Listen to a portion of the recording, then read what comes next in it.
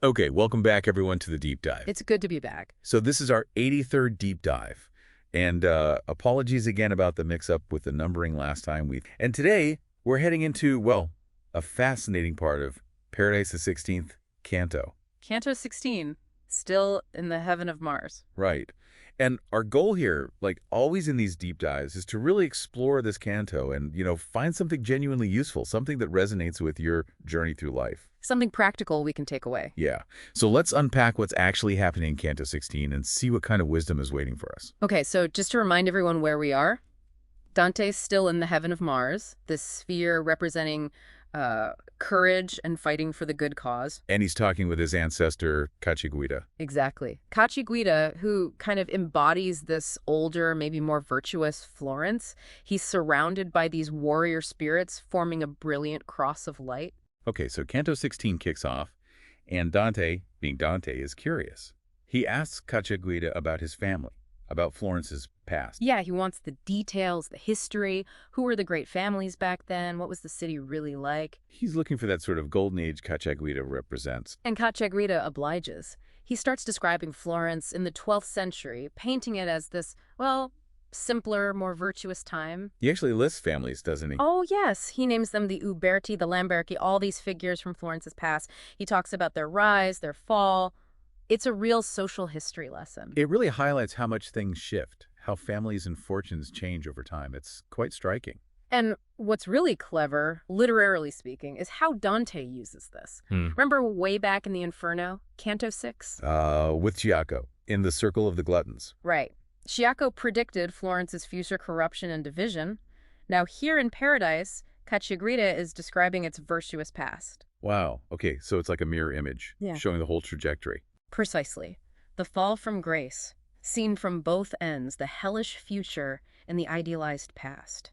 It really frames the city's story. That's powerful. And the canto starts with a metaphor, right? Yeah. About nobility. Yes, the cloak. That's such a key image. Cacciaguida says nobility, your ancestry, it's like a cloak. The one that shrinks? Exactly. It shrinks over time unless, as he puts it, you add new material to it day by day. Meaning new virtues, new achievements. Your own good deeds.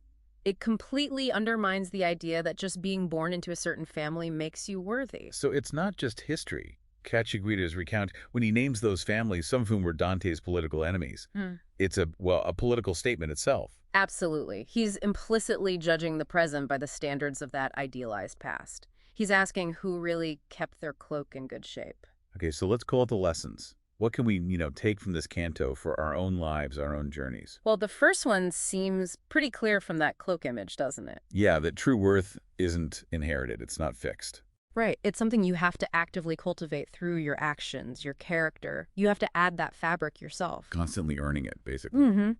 And your background, your past, it's important as your foundation, maybe, but it can't be the whole story. It shouldn't be a cage. That makes sense. There's also the whole theme of change. Cacciaguida isn't too happy about how Florence changed, the speed of it. He mentions the influence of new citizens, people moving into the city. Okay, but how do we read that today? Is it just nostalgia, maybe bordering on, suspicion of outsiders? That's a really important question. And maybe it's not just that. It could also be a commentary on the way societies change. Maybe Cacciaguida, or Dante through him, is suggesting that rapid change without careful integration can destabilize things. So it's about finding balance between tradition and, new realities. I think so. How do you integrate the new without losing the core values? It's a tension we still feel today, individually and as societies. How do you honor where you came from but adapt? Definitely a constant balancing act. And maybe one last point. The fleeting nature of worldly status. Just like those souls down in hell chasing temporary things, Cacciaguida's history lesson shows how family names and power fade. Empires rise and fall, reputations crumble. Yeah, so the only truly lasting thing is that moral or spiritual quality, the virtue you add to your own cloak. So wrapping this up then, what does this deep dive into Canto 16 mean for you listening now? It's this powerful reminder, isn't it, that real value isn't just given, it's earned. It is. It encourages you to see your past as that starting point, that foundation, but not the end point. And to try and find that balance as things inevitably change around you. And here's the thought to maybe chew on. If your real worth comes from your actions, from the virtues you embody, what kind of fabric, what positive actions or qualities are you consciously adding to your own metaphorical cloak today? Thank you for joining us for this deep dive into paradise. We hope you found something valuable, and we look forward to exploring more with you on the next one.